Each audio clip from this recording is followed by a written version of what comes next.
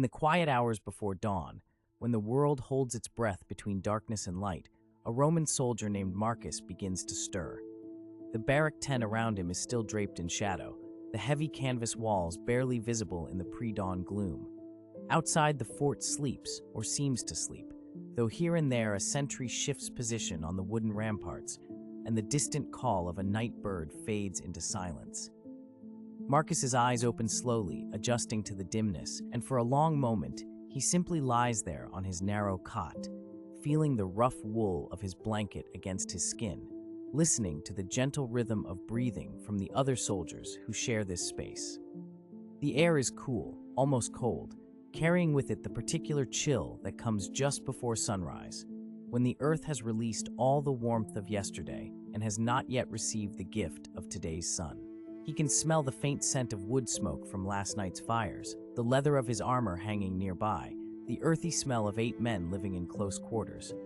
There is no urgency in his waking.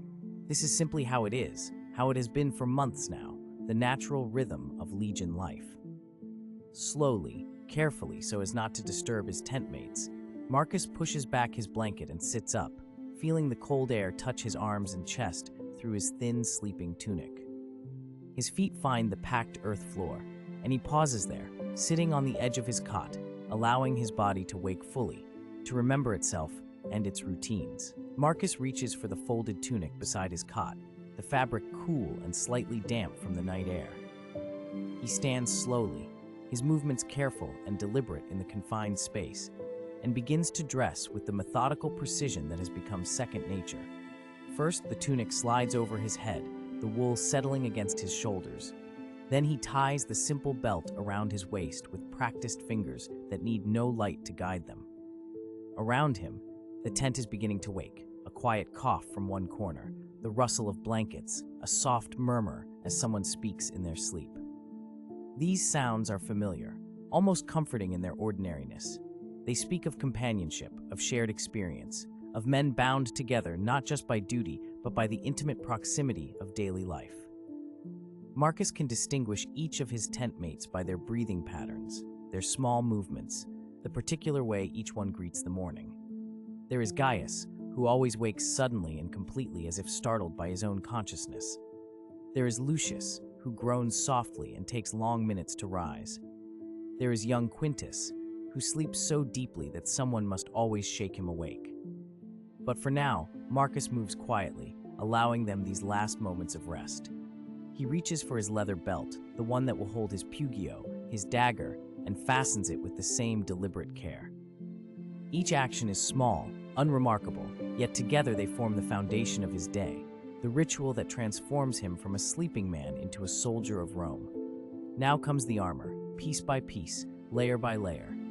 Marcus lifts his lorica segmentata from where it hangs on a wooden peg, the segmented plates of iron and bronze that will protect his torso through the day ahead. It is heavy, reassuringly so, the weight of it something he has learned to carry as naturally as his own skin. He slips his arms through the openings, settles the plates across his shoulders and chest, then begins the process of fastening the leather straps and bronze buckles that hold it all together.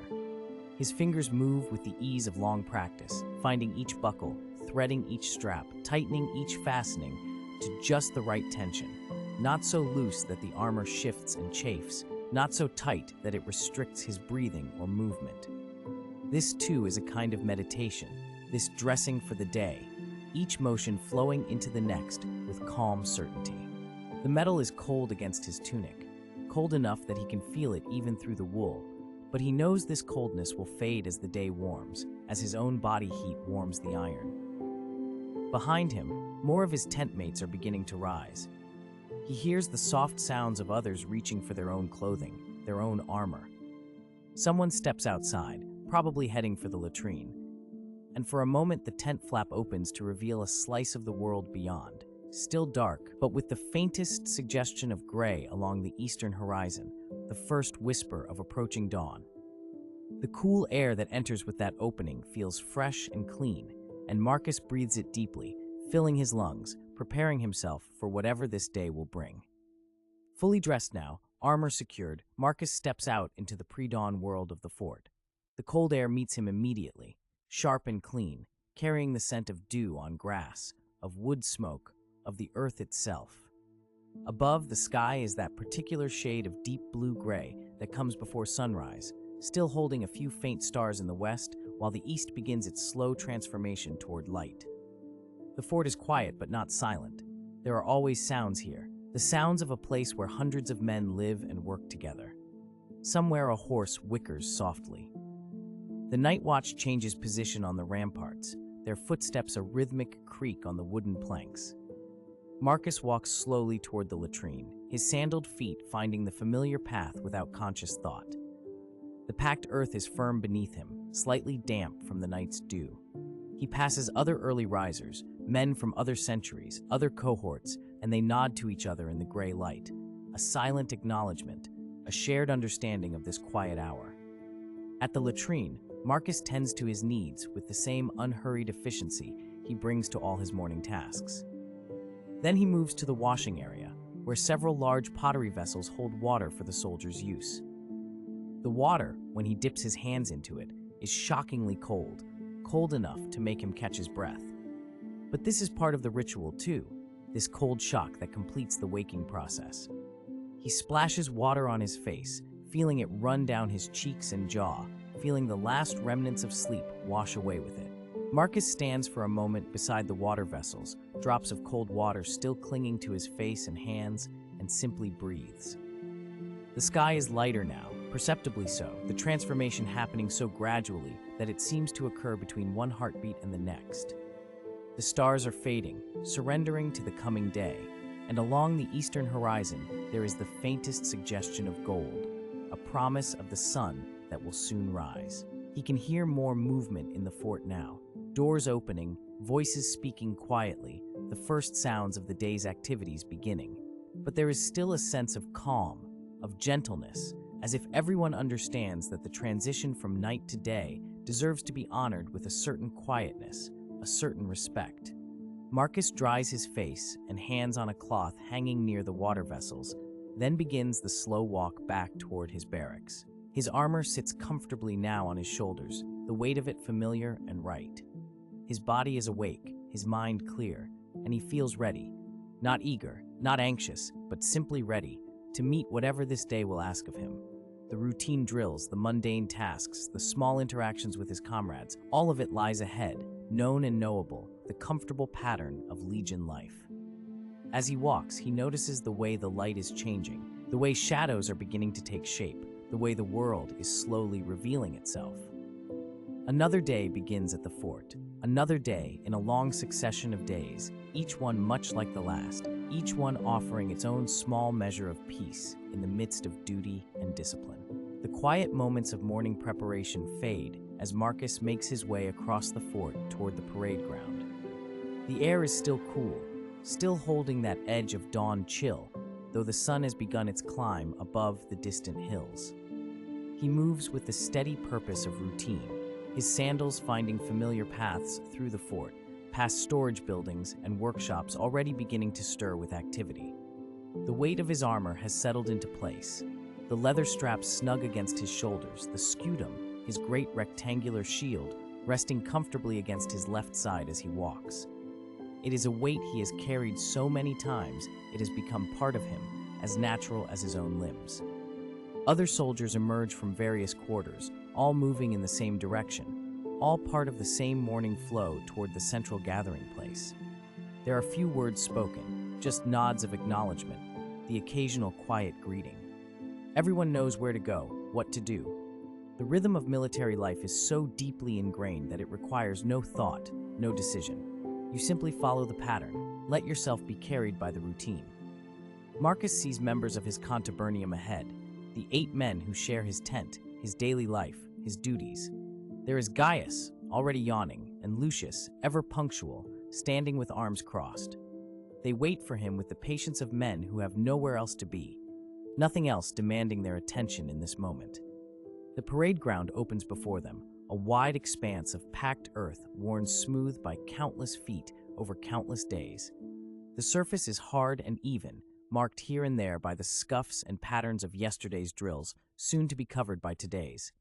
At the far end, the centurion stands, his posture unmistakable even at this distance, rigid, commanding, a figure of absolute authority. But there is no urgency in this morning, no crisis demanding haste. Just another day of drills, another morning of practice and repetition. Marcus takes his place in the forming ranks, finding his position by instinct more than sight. Shoulder to shoulder with his companions, he stands and waits. The ground is solid beneath his feet. The air smells of earth and leather and the faint metallic scent of armor. Around him, the legion gathers, rows and rows of men in similar stance, similar armor, all part of the same great mechanism. There is something deeply calming in this uniformity, in being one among many, in knowing your place and purpose without question.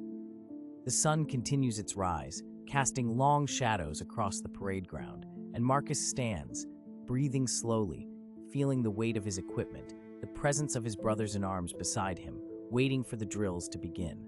The centurion's voice cuts through the morning air, not harsh, but clear and carrying, a voice that has commanded for years and expects to be obeyed. The inspection begins. Row by row, the centurion moves through the ranks, his eyes scanning each soldier with practiced efficiency. He looks for proper equipment, correct positioning, readiness. Marcus stands straight, his breathing even and calm. He has been inspected 1,000 times. There is no anxiety in this, only the simple requirement to stand and be observed. When the centurion passes before him, Marcus meets his gaze briefly, then looks forward again. A small nod, all is in order. The centurion moves on, his footsteps measured and deliberate. Time seems to stretch in these moments of waiting, but it is not an uncomfortable stretching. It is simply time being allowed to unfold at its own pace, without rushing, without pressure. Marcus is aware of the warmth beginning to build in the air as the sun climbs higher. He can feel a light breeze that occasionally stirs, touching his face, carrying with it the sense of the countryside beyond the fort, grass and earth and the distant promise of the river. The inspection continues its methodical progress through the ranks. Somewhere a horse whinnies softly, the sound of metal against metal as someone adjusts their equipment. Small sounds, ordinary sounds, all part of the tapestry of military life. When the inspection is complete, the centurion returns to his position at the front of the assembly. There is a moment of stillness, a collective breath. Then the commands begin. The drills are as familiar as breathing. At the centurion's call, the ranks shift into marching formation. Marcus moves with precision born of endless repetition, stepping into position, adjusting his shield, finding his interval. The man to his left, the man to his right, he knows them by the sound of their breathing, by the particular way they move. They are extensions of himself, and he of them. The march begins, left foot, right foot. The rhythm established by the centurion's count, steady and unwavering. Left, right, right. The sound of hundreds of sandals striking the packed earth in unison creates a deep, resonant pulse. It is a sound that travels up through the ground, through the legs, into the chest. It becomes a heartbeat, a meditation. Marcus lets his mind settle into the rhythm. There is no need to think about the movements. His body knows what to do. Step after step after step, the great formation moves across the parade ground, turns, moves again. The weight of the scutum pulls steadily at his left arm, but it is a familiar pull, one that his muscles accommodate without complaint. The sun warm on his helmet, the regular cadence of the march, the presence of his comrades all around. These things combine into a kind of moving peace, a meditation in motion. The marching formations give way to combat drills. The centurion's commands shift, and the men respond, moving from marching stance to fighting stance with fluid precision. Shields come up, bodies angle into defensive positions. Marcus feels the familiar tension in his legs as he settles into the proper posture, knees slightly bent, weight balanced, shield raised to protect from shoulder to thigh. The scutum's curve fits against his body perfectly, a second skin of wood and leather and metal. The gladius, his short sword, remains sheathed for now. This drill is about shields, about formations, about becoming a unified wall. The centurion calls the sequence: shield up, shield right, shield left, cover high. Each command is followed by immediate response, the entire formation moving as one entity. The shields shift and lock, creating an interlocking barrier that has been the foundation of Roman military success for generations. Marcus moves his shield through the patterns, feeling the strain in his shoulder, the engagement of his core muscles to manage the weight. But it is a good strain, the feeling of the body doing what it was trained to do. There is a rhythm to this as well, though different from the marching rhythm. This is more punctuated, more varied. Up, across, down, reset. Up, across, down, reset. The shield drill continues for what might be many minutes or might be timeless. Marcus's awareness narrows to the immediate. The command, the response, the position of his shield, the presence of the shields beside him, above him, below him in the formation. They are a testudo now, a tortoise formation with shields creating a complete shell around and above the unit. Inside this shell of wood and hide, the light is dimmed, filtered through gaps between shields. It is close, warm, intimate. Marcus can hear the breathing of the men around him, can smell sweat and leather. The formation holds, then releases at the command. Shields lower, and the bright morning light floods back in. The air feels fresh and open after the enclosed space. There is a moment to breathe, to relax the shoulders, to adjust grip. Then the next sequence begins. Now it is offensive drills. The gladius comes out, the short, deadly blade that is wielded in tight quarters, designed for thrusting rather than slashing. Marcus holds it properly, the weight familiar in his hand. The centurion demonstrates the movement. Step forward with the right foot while driving the shield into an imaginary opponent, then thrust the gladius forward in a sharp, controlled motion. Return to stance. Repeat. Step, shield strike, thrust, back. Step, shield strike, thrust, back. The movement is practiced slowly at first, with emphasis on form and precision. Marcus coordinates his footwork with his arm movements, feeling the way his whole body participates in the action. This is not wild swinging or uncontrolled aggression. This is measured, efficient, economical motion. Every movement has purpose. Nothing is wasted. The drills continue, but gradually the intensity shifts. The initial commands come more slowly now, with longer pauses between sequences. The centurion allows the men to find their own rhythm, to internalize the movements without constant direction. Marcus thrusts his gladius forward, draws it back, thrusts again. Each repetition is nearly identical to the last, and there is something almost hypnotic about this consistency. His arm extends, his shoulder rotates, his wrist remains firm, all exactly as it should be, exactly as it has been 1,000 times before. The sun has climbed higher now, and its warmth is more pronounced. Marcus can feel sweat beginning to form beneath his armor, a slight dampness against his tunic. It is not uncomfortable, simply the body's response to exertion, to the building heat of the day. Around him, the other soldiers continue their own practice, creating a symphony of small sounds, the whisper of blades cutting air, the soft impacts of feet repositioning, the occasional clink of metal against metal. There is no talking during drills, but the silence is not empty. It is filled with shared effort, shared purpose.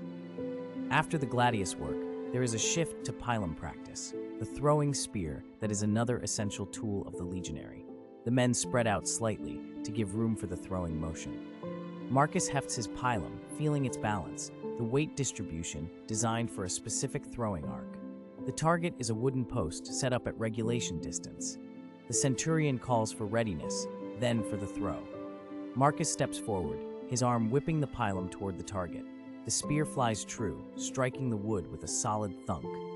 He watches its trajectory for just a moment, then moves to retrieve it for the next throw. This too becomes rhythmic. Retrieve, return to position, ready the stance, step, and throw. Each throw is an opportunity to refine the technique slightly, to adjust the angle or the force. But mostly it is repetition, the same motion again and again until it is not just learned, but embodied, until Marcus could perform it in sleep, in darkness, without thought. The morning is passing, time marked not by clock or sundial, but by the progression of exercises, by the changing angle of the sun, by the gradual fatigue accumulating in muscles. But it is a good fatigue, an earned weariness that comes from useful work. Marcus finds his mind drifting even as his body continues to perform. He thinks of nothing in particular. Images float through his consciousness like clouds across sky. The face of his mother, the olive grove near his childhood home, the way light looked filtering through leaves. These thoughts are gentle, unthreatening, merely present. They do not interfere with the drills, but accompany them like a quiet song. The centurion's voice calls for formation drills again. The men coalesce back into tight ranks. Now they will practice the complex maneuvers.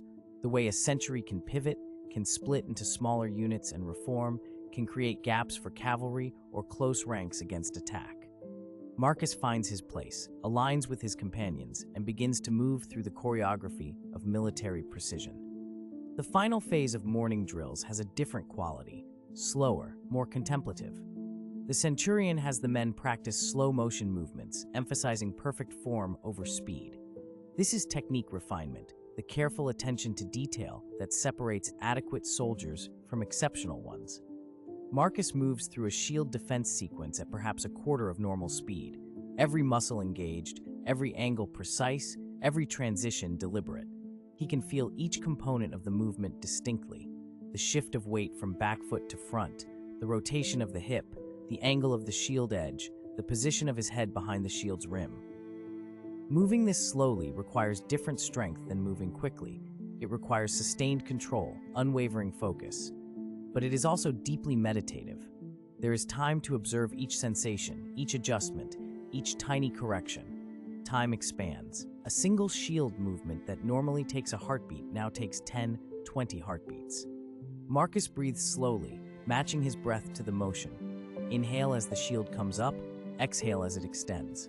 The boundary between himself and the movement begins to blur. He is not a man performing a drill. He is the drill itself, embodied and expressed. Around him, the other soldiers move with the same deliberate slowness, creating a scene of strange and quiet beauty. Dozens of men, armed and armored, moving through combat techniques with the gentle pace of ritual, of ceremony. The shadows on the ground shift almost imperceptibly. A bird passes overhead, its call clear in the relative silence. The drills wind toward conclusion. The centurion calls the men back to standing formation, final alignment. They stand together once more, breathing slightly harder than when they began, warmed by exertion, connected by shared effort. The centurion addresses them briefly, words about discipline, about readiness, about the honor of service. But Marcus hears these words as sounds more than meanings, a familiar cadence that washes over him like water. He knows what is expected, knows what comes next. The formation is dismissed. The men do not scatter, but disperse gradually in small groups, conversations beginning in low voices. The formal part of the morning is complete. Marcus stands for a moment longer, allowing his breathing to settle completely, feeling the sun on his face, the solid ground beneath his feet. His body is warm, slightly tired, fully present. The morning drills have done what they always do, brought him completely into his physical self, left no room for distant worries or abstract concerns. There is only the body, the moment, the simple fact of being here, now, in this place, doing this work. He adjusts his equipment, wipes his forehead with the back of his hand, and begins to walk slowly toward the next part of the day. The parade ground behind him will stand empty for a time, waiting for the next assembly, the next drill. The packed earth holds the marks of countless feet, a temporary record that will be overlaid and erased and created anew, day after day. Marcus feels the transition from the intense focus of drill work to the looser awareness of free time. His mind begins to turn toward practical matters, food, rest, the duties of the afternoon. But for now, he simply walks, enjoying the looseness in his limbs, the sense of a task completed, the knowledge that he has once again performed his role in the great rhythm of the Legion. As the morning drills fade into memory and the sun climbs higher into the pale sky, Marcus finds himself drawn toward the shaded area near the barracks where the afternoon work awaits. The transition from the rhythmic exertion of training to the quieter labors of maintenance feels natural, almost welcome. His body still hums with the pleasant fatigue of exercise, but his mind begins to settle into a different kind of focus, the calm, meditative attention required for careful, detailed work. He makes his way to where his equipment rests, knowing that the leather straps of his armor need attention, that the edge of his gladius has dulled slightly from the morning's practice, that there are always small tasks to complete in the life of a legionary. The air is warmer now, though not uncomfortably so, and a light breeze occasionally stirs through the fort, carrying with it the scent of dust and distant cooking fires. Marcus settles himself on a low wooden bench in the shade of the barrack wall, where several of his tent mates are already engaged in their own quiet work. There is a sense of companionable silence here, the easy comfort of men who have learned to coexist in close quarters, who no longer feel the need to fill every moment with conversation. He reaches for his armor first, lifting the segmented plates and examining the leather straps that hold them together. The leather has dried and cracked slightly in places, worn by countless donnings and removals, by sweat and rain and the simple passage of time. Marcus runs his fingers along the straps, feeling for weak points, for places where the leather has thinned dangerously. His movements are slow, methodical, unhurried. There is something deeply satisfying about this kind of work. Practical, necessary, tangible. Unlike the abstract nature of drills preparing for battles that may never come, this is immediate and real. He can see exactly what needs to be done, and he can see the results of his efforts. From a small leather pouch, Marcus retrieves a bit of oil and a soft cloth. He begins to work the oil into the leather with gentle, circular motions, his fingers pressing firmly but not forcefully. The leather darkens as it absorbs the oil, becoming supple again, regaining some of its lost flexibility. The scent of the oil is pleasant, earthy, and slightly sweet, and the repetitive motion of rubbing it into the straps creates a kind of rhythm that requires no thought, only attention.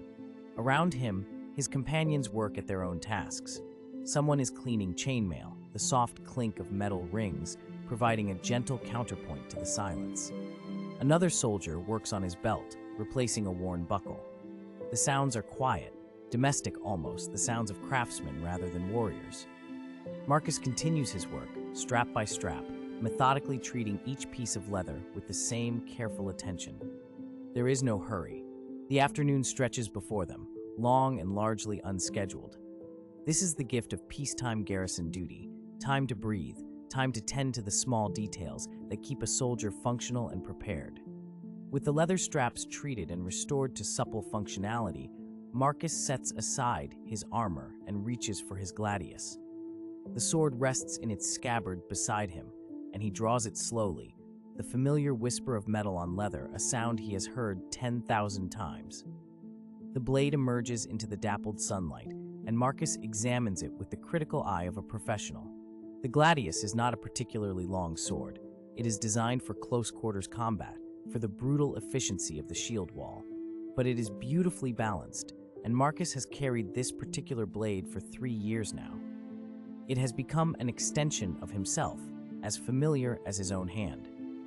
He can see where the edge has rolled slightly in a few places, where the morning's practice against wooden posts has left tiny imperfections in the steel. Nothing serious, nothing that compromises the weapon's effectiveness, but enough to require attention. A legionary's blade must be maintained with constant care, kept sharp and true, ready at any moment. Marcus reaches for his whetstone, a smooth, flat stone worn concave in the center from years of use. He spits on it, a quick, practical gesture, and the moisture darkens the stone's surface. Then, holding the gladius at the proper angle, he begins to draw the blade across the stone in long, smooth strokes. The sound is rhythmic and strangely soothing, a steady, rasping whisper as steel meets stone.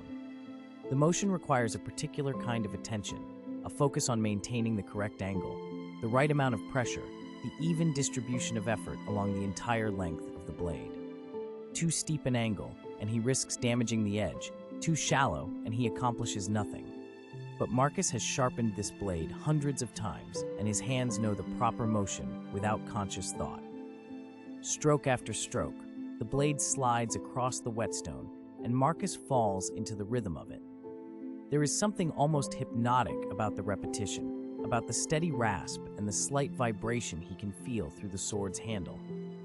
He works first on one side of the blade, then the other, maintaining symmetry, ensuring an even edge. Occasionally, he pauses to test the edge carefully with his thumb, feeling for the telltale sharpness, for the smooth transition from flat to edge. The work is precise but not tense, focused but not strained. Around him, the afternoon continues its slow, quiet progress. The shadows shift almost imperceptibly as the sun tracks across the sky. The breeze rises and falls.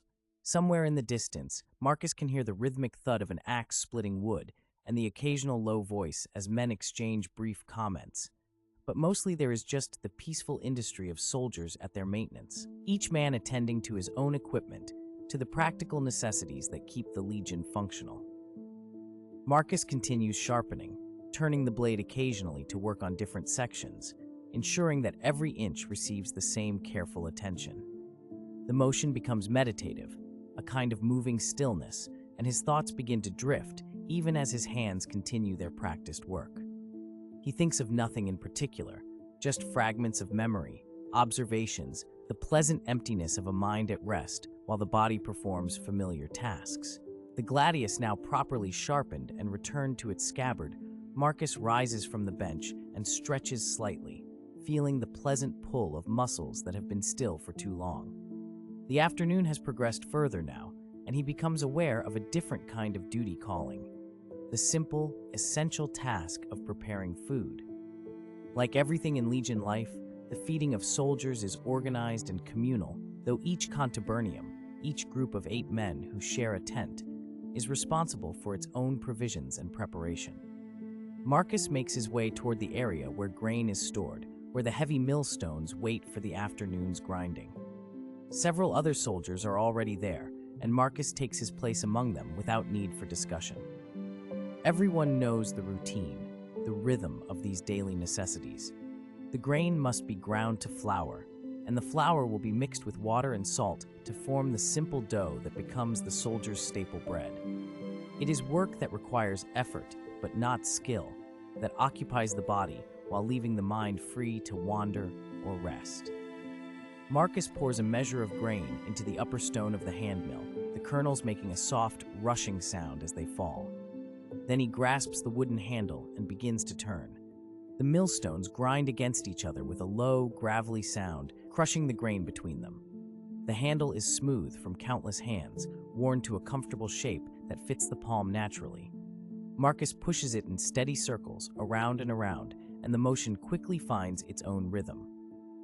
It is harder work than sharpening a blade, requiring more sustained effort, but there is something satisfying about it nonetheless.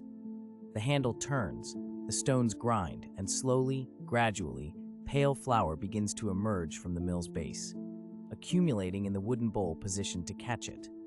The work is mindless in the best sense. It requires no thought, no decision, only the steady application of effort. Marcus's arm begins to feel the strain, but it is a good ache, the ache of useful work. He and his companions take turns at the mill, spelling each other when arms grow tired, maintaining the steady rhythm of production. The afternoon air is filled with the dusty, wholesome scent of ground grain, and the constant low rumble of millstones creates a kind of background music to the work.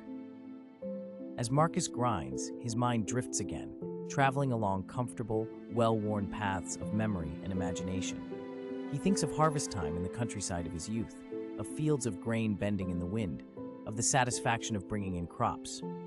The connection between that distant memory and this present task, grain then, grain now, creates a sense of continuity, of participation in something larger than himself, larger than the Legion, something as old as civilization itself. The bowl fills slowly with flour, and Marcus continues turning the handle, around and around, his body settling into the work, his breathing steady and calm. There is nowhere else he needs to be, nothing else that requires his immediate attention. Just this simple ancient task, performed as it has been performed for centuries by soldiers and farmers and countless ordinary people throughout time. With flour ground and preparations complete, the time for the midday meal arrives naturally, inevitably, as it does every day. Marcus returns to the area outside his tent where his contubernum gathers for meals, where a small fire has been built and simple food laid out on a rough wooden table. The bread, baked earlier from yesterday's flour, sits in round, flat loaves, their crusts golden brown and still faintly warm. There is cheese as well, pale and crumbly, and a large jug of pasca, the diluted wine that is the soldier's daily drink. The meal is simple, almost austere by civilian standards, but to Marcus and his companions it is perfectly adequate, familiar and satisfying. The men gather without ceremony, settling themselves on benches or the ground, reaching for food with the easy informality of long acquaintance. Marcus tears off a piece of bread, feeling the slight resistance of the crust before it yields, revealing the dense, chewy interior. He takes a bite, chewing slowly, tasting the fundamental flavor of grain and salt. It is good bread, honest bread, and it fills the belly reliably.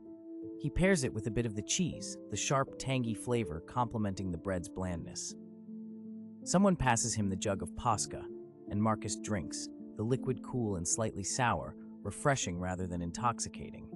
The wine has been watered down considerably, just enough to give it flavor and to make it safer than plain water, but not enough to cloud the mind or slow the reflexes. As they eat, the men talk in low, desultory voices, the kind of conversation that flows without effort or direction. Someone mentions the weather, how the nights are growing cooler, how autumn will be here before they know it. Another soldier speaks of a letter he received from home, how his sister has married, how his father's orchard produced well this year. The details are ordinary, domestic, deeply human. These men who train for war and live under discipline spend this quiet time speaking of the same things that occupy people everywhere: family, weather, small hopes, and small frustrations. Marcus listens more than he speaks, chewing slowly, letting the food settle in his stomach, enjoying the companionship without needing to fill it with his own words. There is something deeply peaceful about this moment, about the simple act of eating together, of sharing food and quiet conversation after a morning of work. The sun is past its zenith now, beginning its slow descent toward evening, and the quality of light has shifted, become softer, warmer. Long shadows begin to stretch across the fort's interior, and the heat of midday starts to dissipate into a more comfortable warmth. Someone makes a mild complaint about the centurion's strictness during morning drill, and there is quiet laughter, the shared recognition of authority endured and survived. Another man speaks wistfully of his home province, of mountains he misses, of a particular valley where the light falls just so at sunset. Marcus thinks of his own home, though he does not speak of it. The small farm, the olive trees, his mother's face. The memories are gentle, tinged with distance, but not with pain. This is his life now, here among these men, in this place. But the memories of what came before remain, like stones smoothed by water, comfortable to hold in the quiet spaces of the mind. The meal gradually winds down as appetites are satisfied and conversation naturally ebbs. The men remain together for a while longer, reluctant to immediately return to duties, savoring this pocket of unstructured time. Marcus leans back against the wooden post that supports the tent's awning, feeling the pleasant fullness in his belly, the drowsy contentment that comes after food and companionship. His muscles are relaxed, his mind quiet, and the afternoon stretches before him with a sense of spaciousness, of time unfolding slowly and without urgency. Someone produces a small set of dice, and a few of the soldiers begin a lazy game, the bone cubes clicking softly as they're rolled across the table's worn surface. There are murmurs of approval or disappointment, small wagers made with tokens rather than coins. It is a game played more for distraction than for stakes. Marcus watches but does not join, content to simply observe, to let his thoughts drift where they will. The warmth of the afternoon, the food in his stomach, the low voices of his companions, all of it blends together into a sense of deep, abiding calm. There is nowhere else he needs to be just now. The afternoon duties will call soon enough. Perhaps more maintenance, perhaps some minor construction or repair work that the fort always requires. But for this moment, there is only this: rest, ease, the simple pleasure of sitting still in the shade while the world continues its slow turning around him. Marcus's eyelids grow heavy, though he does not quite doze. He exists in that pleasant state between waking and sleeping, where sounds become distant and thoughts lose their edges, where time seems to stretch and thin. He is aware of the dice clicking, of a bird calling from somewhere beyond the fort's walls, of the slight shift of shadow as the sun continues its inexorable arc. These sensations wash over him without demanding response or action. He simply receives them, noting them distantly, letting them pass. One of his tentmates says something that provokes quiet laughter, and Marcus finds himself smiling without quite knowing what was said. The mood is gentle, unhurried, deeply peaceful. These are the moments that make up a life, Marcus thinks dimly, not the dramatic events or the grand gestures, but these quiet afternoons, these shared meals, these spaces of rest between efforts. The Legion's discipline provides structure, certainty, a framework within which to exist. But within that framework, there are these pockets of simple human existence. These times when a man is not a soldier, but simply a person, eating bread with friends, feeling the sun on his face, resting between labors. Eventually, gradually, the men begin to stir, to rise, to turn their attention to whatever the remainder of the afternoon requires. But they do so slowly, reluctantly, like men waking from pleasant dreams. Marcus himself remains a moment longer, eyes half closed, breathing deeply and slowly, storing up this peace, this calm, this sense of sufficiency.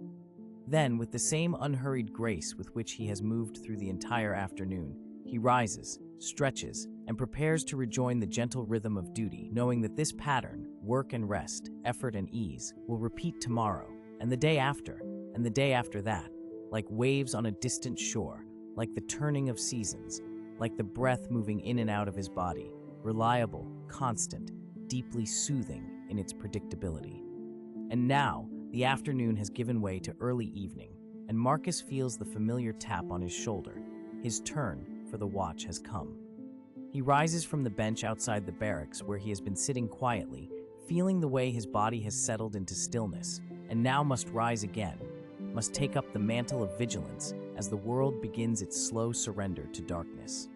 He adjusts his belt, checks that his gladius hangs correctly at his side, and makes his way across the packed earth of the fort's interior toward the wooden stairs that lead up to the ramparts.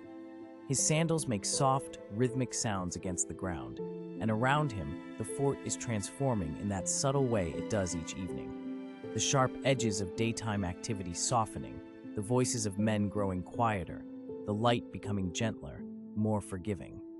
He climbs the wooden steps, one at a time, feeling the solid grain of the wood beneath his feet, hearing the slight creak of each board as it accepts his weight and then releases it again. At the top of the stairs, the rampart stretches before him in both directions, a narrow wooden walkway that follows the perimeter of the fort, and standing there is Gaius, the soldier he is relieving, who turns and offers a small nod of acknowledgement. They exchange a few quiet words. Nothing of consequence, just the gentle murmur of one man telling another that all is well, that the watch has been uneventful, that the evening is peaceful. Gaius descends the stairs, his footsteps fading, and now Marcus is alone with the growing dusk, standing at his post, beginning the familiar ritual of the evening watch that he has performed countless times before, that he will perform countless times again, a rhythm as natural to him now as breathing, as the beating of his own heart. Marcus begins his circuit along the rampart, walking slowly, deliberately, his pace measured and calm. There is no urgency here, no need for haste. The watch is about presence, about steady attention, about moving through the space with awareness and patience. His right hand rests lightly on the wooden railing that runs along the inner edge of the walkway, feeling the smooth grain worn soft by the touch of countless hands before his, feeling the slight warmth that the wood still holds from the day's sun. Beneath his feet, the planks creak softly, a gentle song of wood and weight, of structure and purpose. He walks to the first corner where the rampart turns, and he pauses there for a moment, as is his habit, looking out over the land that spreads before the fort. The countryside is transforming in the fading light, the greens of the fields becoming deeper, more muted, the browns of the earth turning soft and shadowy. The sky above is no longer the bright blue of afternoon, but has begun its slow gradient toward evening, bands of pale gold and soft amber near the horizon, deepening to dusty blue above, and higher still, the first whisper of darker blue, where night is gathering its strength. Marcus breathes slowly, deeply, tasting the evening air, which is cooler now, carrying with it the scent of grass and earth, the faint smoke from cooking fires, the clean smell of approaching night. A bird calls somewhere in the distance, a long, lilting sound that rises and falls and fades into silence, and then another bird answers, farther away, their voices like a conversation carried on the gentle breeze. Marcus continues his walk, moving along the next section of rampart, his eyes sweeping the landscape, not with tension, but with a soft, steady awareness, noticing the way the light falls, the way the shadows pool in the hollows of the land, the way everything is settling, softening, preparing for rest. The circuit continues, and Marcus moves with it, step by step, his body finding the rhythm that it always finds during the watch. A walking meditation, a practice of presence that requires no thought, only being.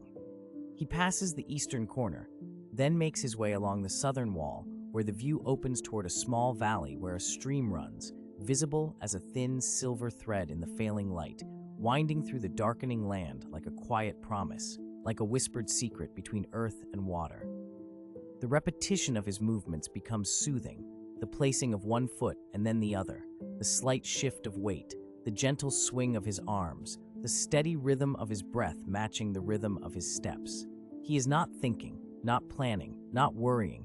He is simply here, in this moment, in this place, doing this task that has been done by soldiers for generations, that connects him to all those who came before and all those who will come after, an unbroken chain of watchfulness and duty that stretches backward and forward through time. The light continues to fade, so gradually that Marcus cannot say exactly when it changes, only that when he looks up again, the sky has deepened further, the amber band at the horizon now just a thin line of warmth, the blue above taking on the weight and depth of true evening. And there, yes, there, the first star has appeared, a single point of light in the darkening vault of heaven, steady and clear, and Marcus sees it and feels something in his chest settle even further, a recognition of pattern, of order, of the great reliable turning of the cosmos.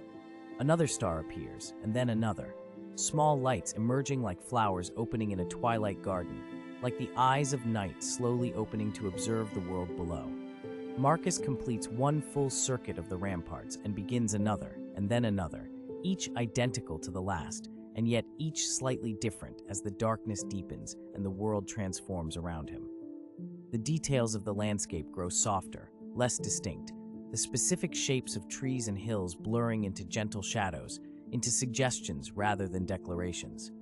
The fort below him has grown quieter still, the sounds of evening meal finished, the voices of men subsided to occasional low murmurs, the sense of a community settling into its nighttime rhythm. A lamp is lit in one of the buildings below, a warm golden glow spilling from a doorway, then another lamp, and another, small points of human warmth against the gathering dark, like earthbound stars, answering their celestial cousins above. Marcus's footsteps continue their patient rhythm, the creak of wood, the soft scrape of leather on timber, sounds so familiar they barely register as sound at all, but simply as texture, as the fabric of this moment, this experience. His eyes have adjusted to the dimness, and he finds he can see more than he expected. The gradations of shadow, the subtle differences between the darkness of the earth and the darkness of the sky, the way starlight, though faint, still manages to touch the edges of things with the barest suggestion of illumination. The breeze has died away almost completely now, and the air is still, gentle, holding the warmth of the day like a memory, like a blessing. Marcus breathes it in, lets it fill his lungs, releases it slowly, his breath joining the breath of the evening, becoming part of the great slow respiration of the world as it moves from day into night, from action into rest, from wakefulness towards sleep.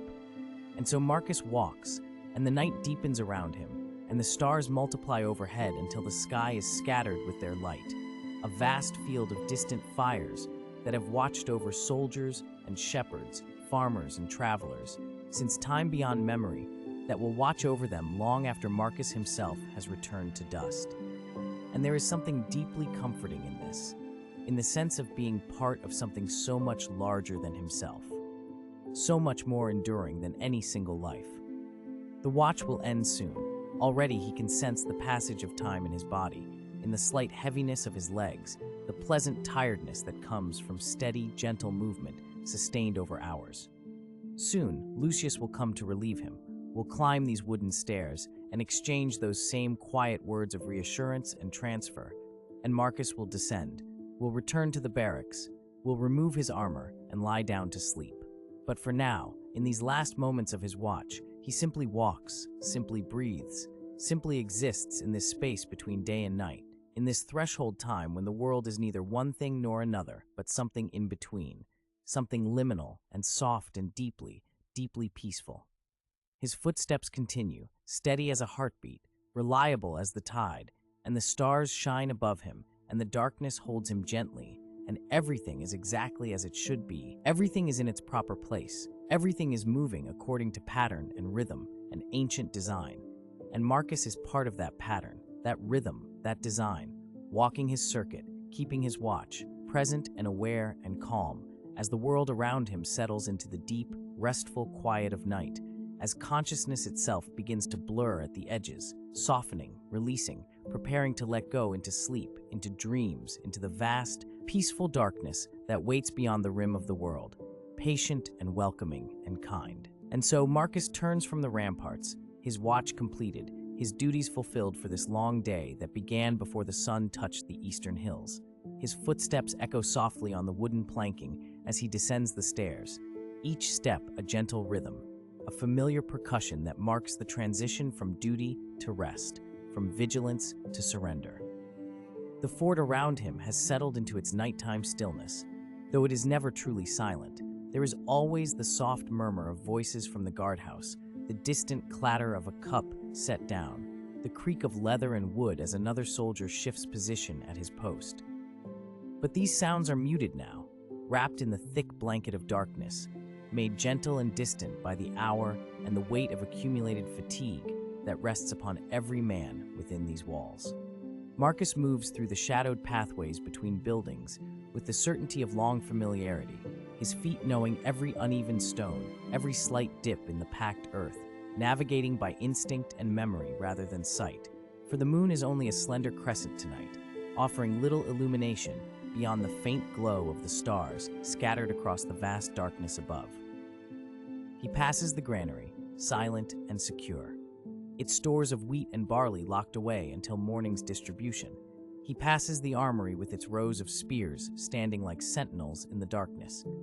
He passes the centurion's quarters where a single oil lamp burns in a window, a small warm point of amber light that seems impossibly precious in the encompassing night. And then he reaches his own barracks, the long, low building where his contubernium, his tent mates, his brothers in all but blood, await sleep or have already found it.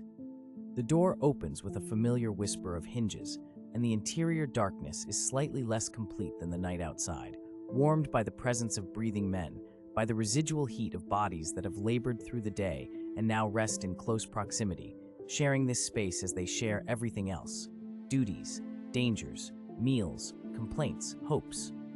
Marcus can hear them now, the slow, deep breathing of Gaius, who always falls asleep first, the slight wheeze in Lucius's exhalations that has been there ever since that winter campaign 3 years past, the restless turning of young Titus, who is still too new to soldiering to have learned the art of instant, dreamless sleep. These sounds are as familiar to Marcus as his own heartbeat, as much a part of his world as the weight of his armor or the taste of army bread, and there is comfort in them, a sense of belonging and safety that goes deeper than walls or weapons, rooted in the simple fact of shared humanity, shared experience, shared survival through another day in the endless succession of days that make up a soldier's life. Marcus moves quietly through the narrow space between the cots, careful not to disturb those already sleeping, and reaches his own place, third from the door, on the left side, the spot that has been his for 2 years now, ever since the previous occupant was transferred to another century. He stands beside the cot for a moment, letting his eyes adjust further to the darkness, letting the day begin its slow release from his shoulders, from his mind. And then, with movements that have become ritual through countless repetitions, he begins the process of removing his armor, the daily unburdening that marks the boundary between soldier and man, between duty and rest. First, the helmet, lifted carefully from his head, and there is always that moment of lightness, of relief, as the weight leaves his skull and the cool air touches his sweat-dampened hair. He sets it down with barely a sound at the foot of his cot, placing it with the instinctive precision of long practice. Next, the heavy lorica segmentata, the segmented armor that has protected his torso through drills and skirmishes and long marches, its overlapping iron plates bound with leather straps that his fingers now unbuckle by touch alone, working through the familiar sequence. Shoulder straps first, then the side fastenings, then the careful lifting of the whole construction up and over his head. The armor comes away in his hands, suddenly an object separate from himself rather than an extension of his body, and he feels simultaneously lighter and more vulnerable, exposed in just his padded subarmalice and tunic. He places the lorica on its wooden stand with care, for armor is expensive, issued by the Legion with the expectation that it will last, that it will be maintained, that it represents an investment the soldier will repay through years of service. The metal gleams faintly in the darkness, catching stray threads of starlight from the high window, and then Marcus turns away from it, begins unbuckling his baltius, the broad belt from which his gladius and pugio hang. The familiar weight at his hip, present every waking moment, now lifted away and set aside. The weapons rest in their sheaths, oiled and ready, but no longer his immediate concern, no longer part of his physical self. He removes the subarmalice, the padded garment that protects skin from metal, and feels the relative coolness of the barracks air against his tunic, a sensation of exposure and relief mingled together. His caligae, the heavy military sandals, are unlaced and removed, set beside the cot in perfect alignment, ready to be stepped into when the buccina sounds before dawn. And finally, standing in just his tunic, Marcus is simply a man again, weary and mortal, ready for the small death that is sleep, for the nightly journey into darkness, from which, God's willing, he will return with the morning light. Marcus lowers himself onto his cot with a sigh that seems to come from somewhere deep within, a long, slow exhalation that carries the tension of the day out into the darkness where it can dissolve and dissipate and cease to matter. The cot is simple, a wooden frame strung with rope in a tight lattice, topped with a thin mattress stuffed with straw that has compressed over time into a surface that is neither soft nor hard, but simply familiar, shaped by his body over hundreds of nights into something that, if not comfortable, is at least known, expected, his. He stretches out fully, feeling the adjustment of spine and shoulders as horizontal becomes the natural orientation once more, as the vertical world of standing, walking, watching recedes into memory. A thin wool blanket lies folded at the foot of the cot, and Marcus pulls it up over himself, not for warmth, the night is mild enough, but for the comfort of covering, of being enclosed and protected in some small way, of defining a personal space within the shared space of the barracks. Around him, his companions breathe and shift and settle deeper into their own sleep. Somewhere in the darkness, Gaius mutters something incomprehensible, a fragment of a dream perhaps, and then falls silent again. The sounds are soothing in their ordinariness, their humanity. Marcus has slept among men like these for years now, first as a raw recruit terrified and homesick, then as a soldier finding his place, and now as a veteran who can no longer quite remember what it felt like to sleep alone in silence. The proximity of others, the reminder that he is not solitary, not isolated, not facing the darkness alone.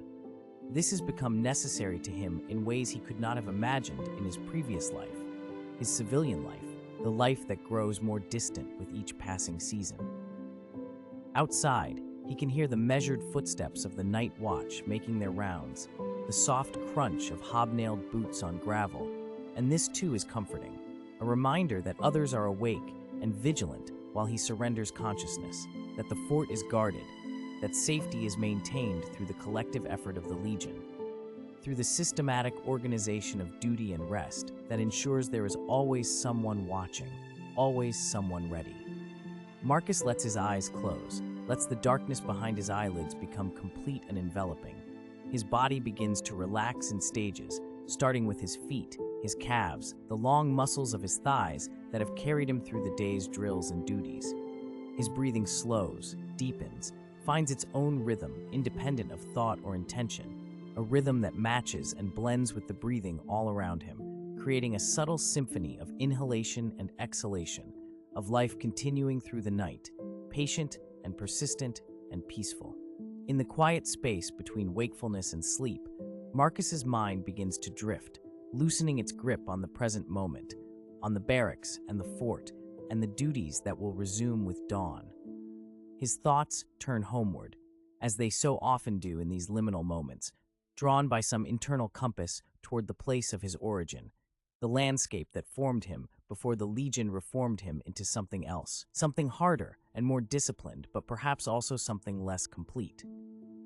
He sees, in the theater of memory, the small villa where he was raised, whitewashed walls bright under the Italian sun, red tile roof, the grape arbor that provided shade in summer where his mother would sit with her spinning, the steady rhythm of the spindle turning, thread emerging as if by magic from the cloud of wool in her lap. He can almost hear her voice, soft and melodic, singing the old songs, the ones her mother taught her, songs about harvests and heroes and the turning of seasons. His father appears in these drifting recollections, not as he was in their last meeting, older, grayer, worn by years of farm labor, but as Marcus remembers him from childhood, strong and seemingly invincible, lifting young Marcus onto his shoulders to survey the fields, explaining in patient detail the rotation of crops, the reading of weather, the management of the olive groves that had sustained the family for generations. There is the memory of walking behind the plow, barefoot in the fresh-turned earth, the smell of soil rich and dark and full of promise, the steady pace of the ox, the satisfying straightness of the furrow extending behind, tangible evidence of work accomplished, of order imposed on the land. There is the memory of harvest time, the entire community working together to bring in the wheat, the rhythmic swinging of sickles, the gathering of sheaves, the songs the workers sang to pace their labor and make the hours pass more easily, the great feast afterward when the last of the grain was safely stored, tables laden with food, wine flowing freely, laughter and music extending late into the warm night, children racing between the adults' legs in elaborate games whose rules made perfect sense at the time, but are now lost to him. Marcus can almost taste the bread his mother made, can almost feel the exact texture of it, crusty outside, soft within, still warm from the oven, torn rather than cut, eaten with olive oil and salt, simple and perfect, and utterly unlike the dense, somewhat sour bread the Legion bakes in its vast field ovens. These memories do not come in ordered sequence, but in fragments and flashes, connected more by emotion than by chronology, each one triggering the next through some associative logic that operates below the level of conscious thought. The memories continue to drift and flow, becoming less distinct now, less firmly anchored to specific times or places, blending into a general sense of peace, of belonging, of a world where the rhythms were natural rather than imposed, where time was measured by seasons and growth rather than by watch duties and campaign years. Marcus's breathing has become very slow, very deep, his body completely relaxed into the cot, the barracks, the night. Somewhere in his drowsing mind, he walks through the olive grove in autumn, when the harvest is complete and the trees stand patient and still, their silver-green leaves whispering in the gentle breeze, sunlight filtering through in shafts of gold that illuminate dust motes dancing in the air. He is young in this walking dream. Or perhaps not young, but unburdened, free of armor and obligation, wearing only a simple tunic, feeling the warm earth beneath his bare feet, feeling connected to the land in a way that seems both ancient and immediate. The grove extends around him in orderly rows, each tree known to him individually, each one planted by his grandfather or his great-grandfather, roots going deep into family history as well as into the rocky soil. There is no destination to this walk, no purpose beyond the walking itself, the simple movement through a beloved landscape, the quiet joy of being home, being known, being part of something that extends backward into the past and forward into a future that in this moment seems assured and peaceful. The stars are beginning to appear in his inner vision now, the same stars visible through the high window of the barracks, but transformed, no longer the stars that wheel above a military fort, but the stars of home, watched from the villa's courtyard, his mother pointing out the constellations, telling their stories, the hunter and the bear, and the river of light that flows across the heavens. Marcus feels himself dissolving into these images, his sense of separate self becoming less defined, less important, as he drifts deeper into the approaching sleep. The boundaries between memory and dream, between past and present, between the soldier he is and the boy he was. All of these become soft and permeable, no longer distinct categories, but flowing, merging, becoming one continuous stream of consciousness that moves slower and slower, like a river approaching the sea, like breath becoming meditation, like a man surrendering finally and completely to the waiting darkness, to rest, to peace, to the blessed oblivion of deep and dreamless sleep, where all duties are forgotten, all burdens lifted, all tensions released, where there is only the vast and gentle darkness, warm and enveloping, holding him as tenderly as his mother's arms once held him, as the earth will one day hold him, patient and kind and infinite, the darkness that erases all distinctions, all struggles, all the endless details of existence, leaving only peace, only stillness, only the soft and eternal quiet of sleep. Thank you for listening tonight. If this story helped you drift off, consider leaving a like and subscribing for more calming stories. Sweet dreams, and I'll see you next time.